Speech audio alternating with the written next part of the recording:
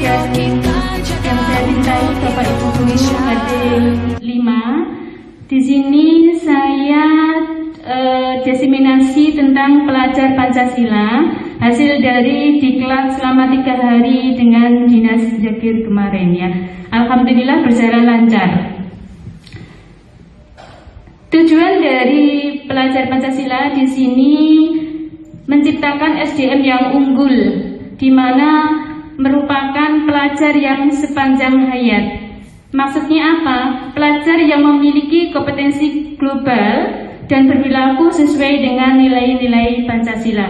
Hal ini tercantum atau sesuai dengan Permendikbud nomor 22 tahun 2020. Kemudian dalam hal pelajar Pancasila terdapat 6 karakter Bapak Ibu yang harus kita nanti integrasikan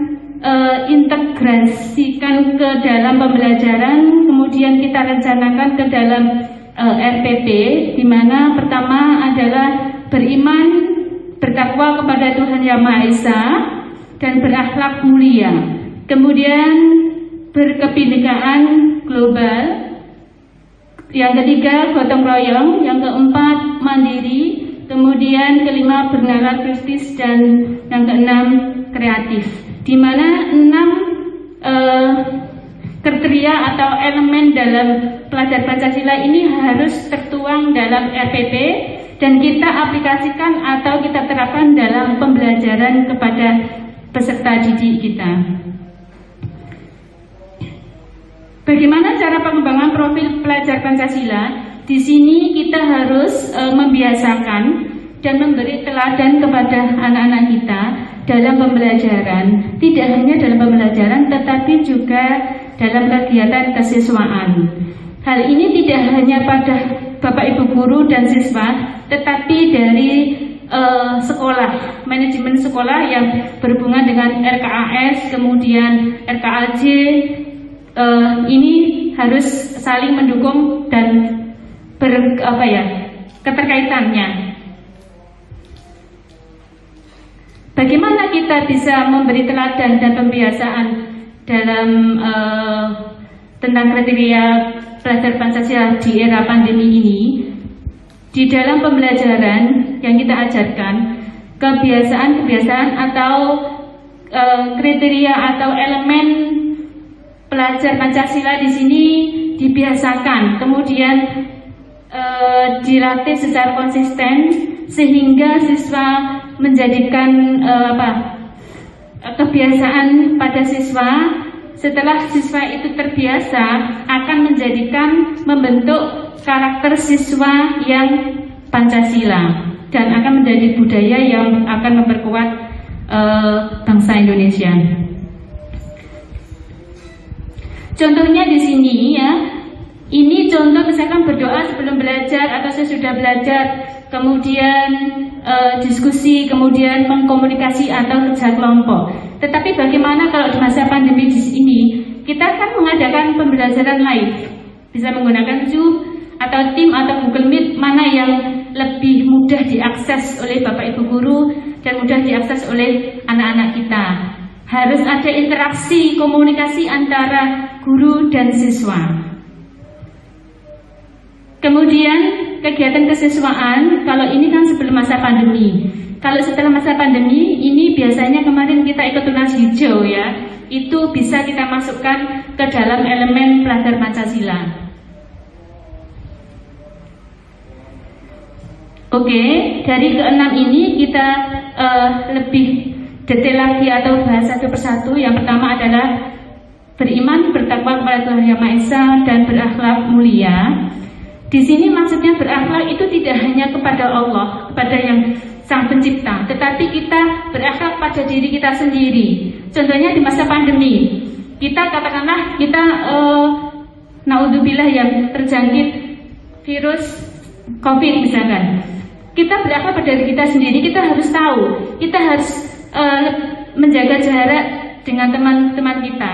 Kemudian kita menjaga diri, menjaga teman-teman untuk tidak tertular, menjaga keluarga untuk tidak tertular, itu merupakan akhlak pribadi. Kemudian akhlak kepada kemanusiaan, Tidak hanya itu, juga akhlak kepada alam dan akhlak kepada negara. Nah, ini contohnya kegiatan yang beriman kepada Tuhan Yang Maha Esa dan akhlak mulia. Pembiasaannya misalkan akhlak pribadi, yaitu ketika membiasakan untuk menjaga protokol kesehatan tadi. Kemudian kalau akhlak kepada alam, kita biasanya ikut bersih-bersih kenjeran itu ya, kan pernah ya anak-anak ya kita ajak ke sana ya. Kemudian kalau kepada manusia itu pembiasaan salim, kalau pagi sebelum masuk itu kan kita salim dengan anak-anak atau menyambut kedatangan anak-anak. Kemudian akhlak kepada negara itu tentang pembinaan kesiswaan, misalkan tentang ekstra, bisa diaplikasikan kepada kegiatan ekstra. Oke. Yang kedua, berkebinekaan global. Di sini bisa diterapkan dengan komunikasi yang interaktif antar budaya. Maksudnya di sini adalah kita mengajarkan anak-anak kita untuk mencintai atau memelihara budaya lain ya.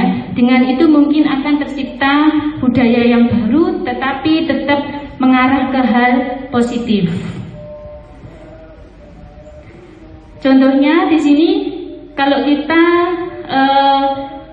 ini kan menari, kita biasanya senam pagi bareng ya. Kemudian membaca Pancasila atau kemudian menyanyikan lagu wajib itu bisa juga.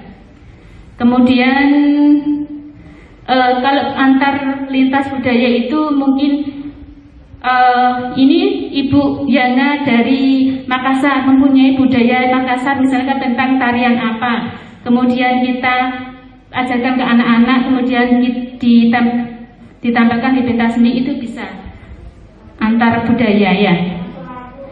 Iya, lagu daerah juga bisa. The next. Contoh lain pengembangan profil pelajar Pancasila yang berkebinekaan global. Di sini yang mungkin agak berat ya Bapak Ibu, karena istilahnya di masa pandemi ini kita tidak bisa menjalankan secara maksimal. Mungkin dari 1 atau 2 poin ini yang kita bisa terapkan, tidak masalah. The next. Ini gotong royong.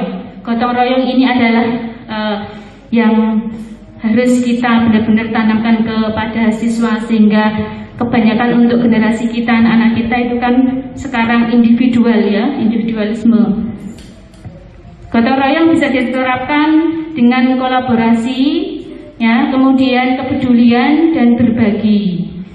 Kolaborasi di sini ya, kolaborasi di sini yaitu anak-anak bisa menanam menggerakkan program Adiwiyata atau tunas hijau dengan keluarga, bisa berkolaborasi dengan keluarga.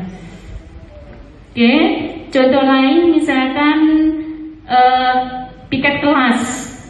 Kalau di masa pandemi ini mereka tidak bisa piket kelas ya, kita suruh anak-anak untuk piket di rumah ya, membantu orang tua untuk bersih-bersih, misalkan seperti itu. Kemudian contoh lain diskusi. Di sini bisa diskusi tidak dengan hanya Bapak Ibu guru, tetapi anak-anak bisa diskusi dengan saudara atau keluarganya. Itu bisa menciptakan gotong royong juga. Next, berikutnya adalah elemen mandiri. Mandiri, anak-anak sekarang sifat kemandiriannya sangat-sangat kurang terbentuk. Bisa diterapkan dengan kita harus bisa menyadarkan akan diri dan situasi yang dihadapi. Kalau di masa pandemi ini, Bapak Ibu paling enggak menguatkan mental anak-anak untuk siap menghadapi perubahan apapun yang terjadi. Contohnya di sini, ini ada kegiatan kesiswaan. Jadi ini nanti pembelajaran, mohon maaf untuk koordinator kesiswaan nanti membuat konsep atau poin-poin program apa saja yang harus dilaksanakan oleh siswa mulai kelas 1 sampai kelas 6. Programnya yang terstruktur, kemudian terintegrasi dengan RPP. Elemen pelajaran Pancasila berikutnya yaitu bernalar kritis. Nah, di sini bernalar kritis ini sangat erat hubungannya dengan AKM, yaitu tentang soal-soal yang berhubungan ke AKM. Karena nanti di dalam soal AKM sendiri itu mengharuskan siswa itu untuk benar-benar berpikir lebih luas, lebih kritis, ya. Misalkan kalau kita ada bacaan, kemudian biasanya kita untuk tanya ke anak atau anak-anak, buatlah kalimat dengan menggunakan 5W. Apa judul bacaan? Tidak seperti itu untuk AKM. Harus lebih hot lagi. Jadi untuk menanyakan apa judul bacaan itu untuk kelas 1. Kalau untuk kelas 4, 5, 6 itu harus C3, C4, C5. Harus itu, ya. Paling enggak jawabannya itu perlu berpikir, tidak ada jawabannya itu yang tersirat. Ya, tersirat. Misalkan ada gambar pohon. Lihat gambar itu gambar apa? Itu berarti untuk kelas 1. Tapi kalau kelas 6, berapa tinggi pohon yang ada pada gambar? Nah, itu berarti mengharuskan siswa untuk berpikir. Berarti mungkin dia harus mengukur, harus mengira-ngira, mungkin pakai skala atau pakai penggaris seperti itu. Next. Contohnya ini langsung dengan berhubungan dengan lingkungan juga bisa. Nah, ini misalkan anak-anak dibawa ke taman, ya kan? Jangan ditanya ini bunga apa, enggak, tapi berapa diameter dari daun itu misalkan. Dia akan berpikir, ya. Kemudian kenapa bunga ini bisa tumbuh di di daerah Surabaya, misalkan seperti itu. Jadi jawabannya benar-benar yang menguras atau berpikir sejak logis gitu, ya. The next. Contoh lain, ya. Contoh lain ini membiasakan anak-anak untuk OSN, lomba olimpiade, ya. Mungkin kalau sekarang bisa juga untuk kegiatan ilmiah. Kalau mungkin mengacu pada literasi membaca, karena tidak di sekolah tidak bisa ke perpus, bisa anak-anak kita memberi tugas literasi membaca dengan bacaan yang tersedia di rumah. Apapun itu pokoknya dibiasakan membaca, kemudian dibiasakan untuk menganalisis atau paling enggak menyimpulkan cerita atau teks yang dibaca. Terakhir yaitu kreatif. Nah, kreatif ini nanti yang bisa membuat anak-anak kita bisa mampu menghadapi era industri 4.0, bahkan sekarang 5.0, ya. Untuk ke 4.0 kita aja tertatih-tatih, apalagi ke 5.0, ya. Tapi tidak apa-apa, Bapak Ibu SD Negeri 5 saya yakin mampu dan selalu berusaha. Untuk kreatif di sini membiasakan anak untuk bisa menghasilkan karya dan tindakan yang orisinal. Maksudnya itu kalau misalkan kita ngasih tugas anak-anak membuat video, membuat lampu, misalkan anak kelas 6, ya kan? Dia misalkan contohnya berbentuk paralel, bentuknya paralel, tapi dia bisa membuat seri juga, tapi bentuknya posisinya tidak persis seperti contoh. Paling enggak dia bisa berkreatif, mengubah posisi itu. Kemudian coba ini, alhamdulillah Bapak Ibu guru Gading 5 sebenarnya itu sudah menjalankan semua pelajar Pancasila. Cuman ya. Cuman kita lupa untuk mengadministrasikan, ya kan? Nah, ini adalah hasilnya anak-anak ya. Ini kan kreatif dia ya. Kreatif sekali ini. Buah ya macam-macam. Ya. Meskipun ini bantuan orang tua, paling enggak dia sudah punya usaha untuk berkreasi secara kreatif.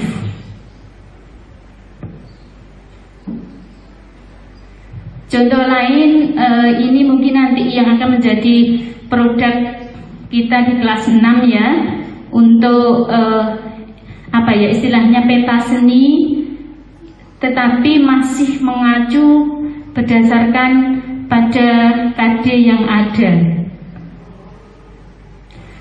The next.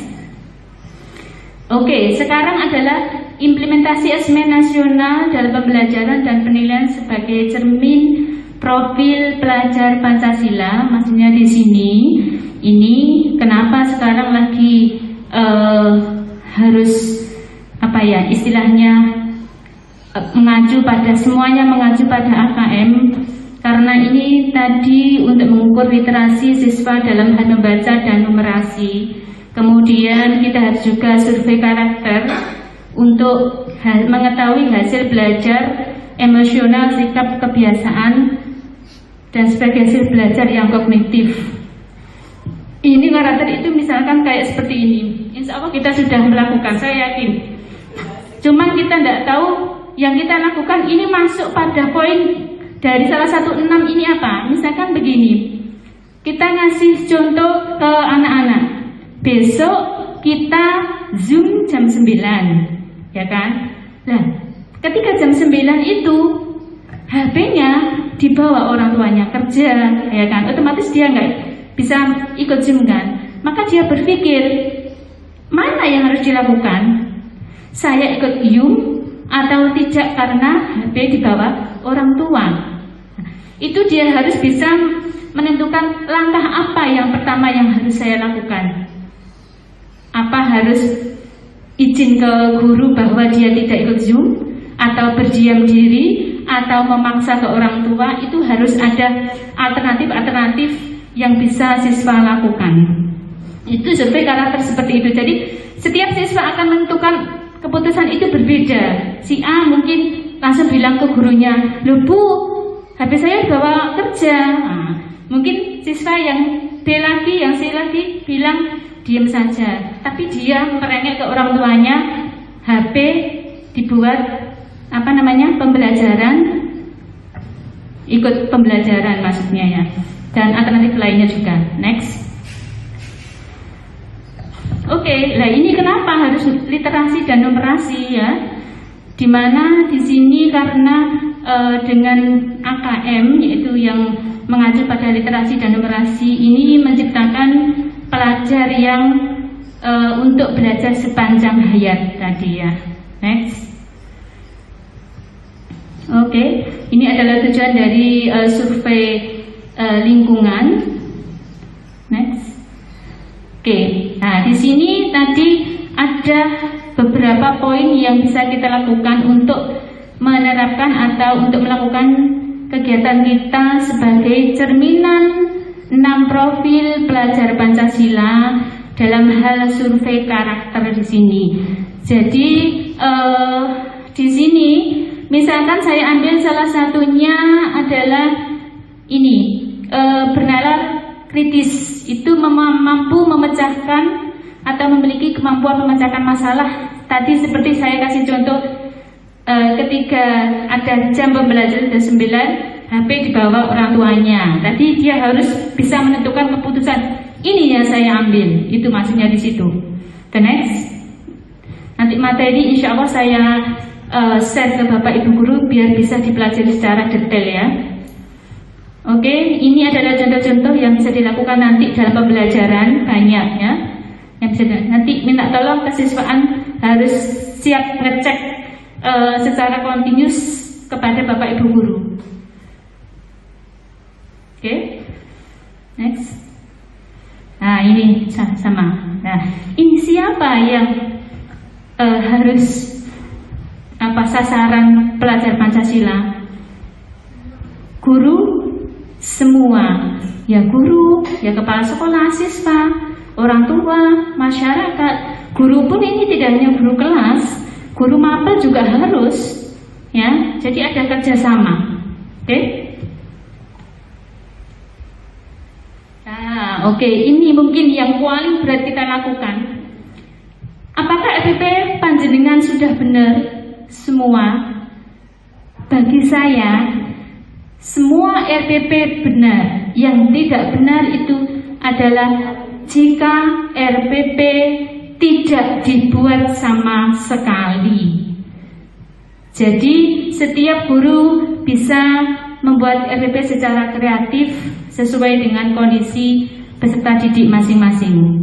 Oke, nanti mungkin kita bahas bagaimana, paling enggak nanti ada contoh RPP yang kita bisa buat acuan, ya, paling tidak seperti itu. Tapi bisa Iya, bisa ditambah, bisa dikurangi sesuai dengan kondisi siswa. Oke, nah ini yang mungkin jadi perdebatan kita. Apakah kita membuat RPP 1 lembar atau lebih? Monggo. Kalau dinas kemarin menghendaki RPP tidak 1 lembar. Atau 1 lembar itu kan hanya penilaiannya hanya misalkan penilaian kognitif, penilaian psikomotorik ini ya. Tapi kalau dinas kemarin itu meminta penilaian harus ada K1, K2, K3, K4, kita harus punya secara detail. Misalkan K1, K2 di rapot itu kan sudah ditentukan BBBB, ya kan? BBB itu poinnya apa kok sehingga nilainya B? Kita tidak bisa seperti itu. Kita disuruh membuat misalkan kuesioner pembiasaan karakter, misalkan salat 5 waktu, iya apa tidak, bolong-bolong apa tidak, patuh pada orang tua, iya apa tidak. Jadi kita buat kuesioner atau form, kemudian diisi orang tua ke siswa, kemudian kita kumpulkan. Itu bisa diambil nilai dari K1, K2.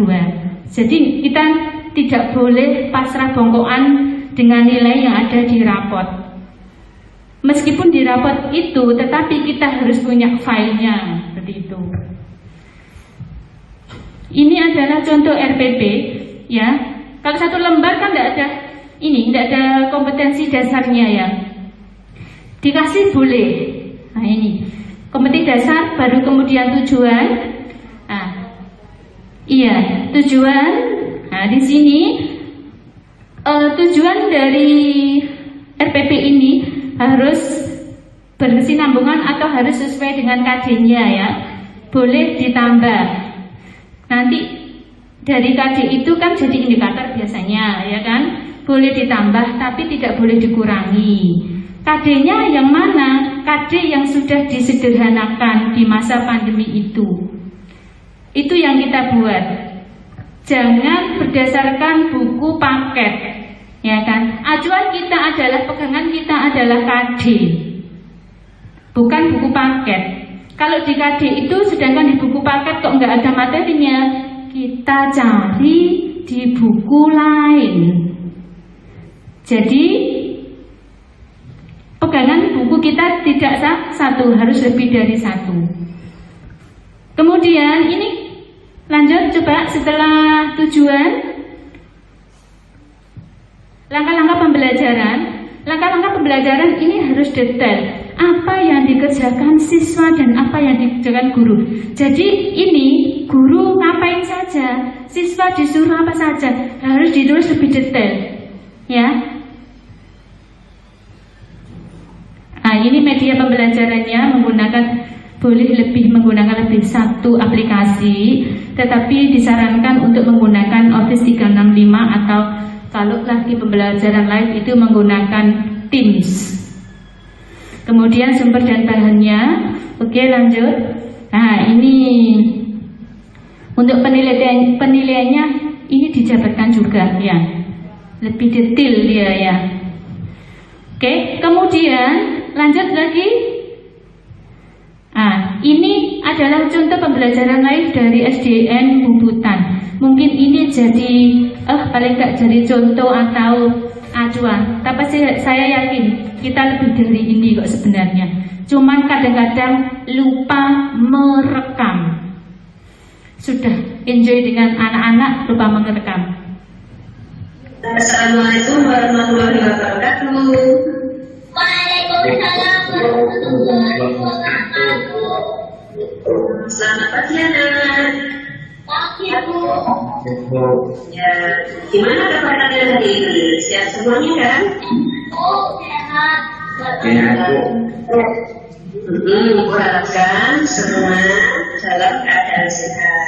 Ya anak-anak ya, meskipun dalam keadaan pandemi seperti sekarang ini ya, kalian harus benar-benar menjaga protokol kesehatan. Seperti apa?